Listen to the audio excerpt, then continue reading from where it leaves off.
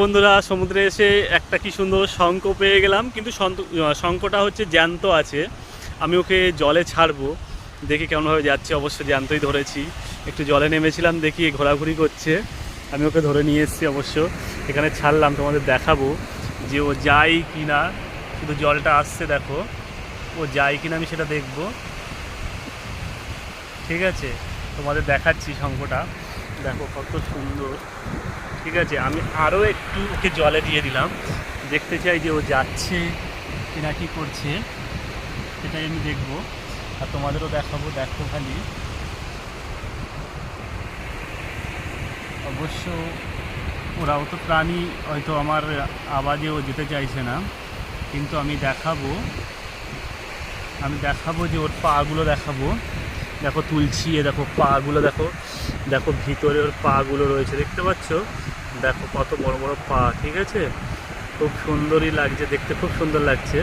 অবশ্যই এটাকে আমি আর ছাড়বো না, এটাকে বাড়িতেই নিয়ে যাব। এই পর্যন্তই।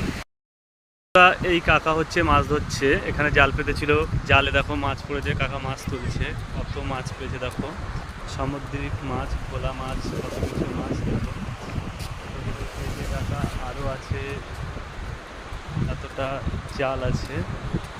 এই কাকা এতটা মাছ পেয়েছে, আবার তো কাকা মাছ তুলছে।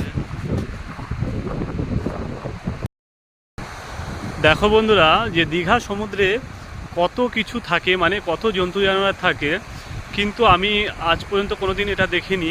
তোমরা যদি কেউ মানে দেখে থাকো, এটার নাম বলবে। আমার ভয় লাগছে ওর সামনে যেতে, অনেকটা শঙ্কর মাছের মতো দেখতে। আমি নাম শুনেছিলাম যে জেলিফিশের নাম শুনেছিলাম, কিন্তু আদৌ যায় না যে এটা জেলিফিশ কী যায় না। তোমাদের সামনে থেকে দেখাচ্ছি, খালি দেখো যে কেমন টাইপের দেখতে, খালি শুধু শুধু দেখো যে কেমন, মানে কেমন লাগছে। আমার নিজেরই দেখে মানে ওর পাশে যেতে ভয় লাগছে। দূর থেকেই তোমাদের দেখালাম, দেখে বলো তোমরা যে এটা কী হতে পারে, কমেন্ট করো আমাকে।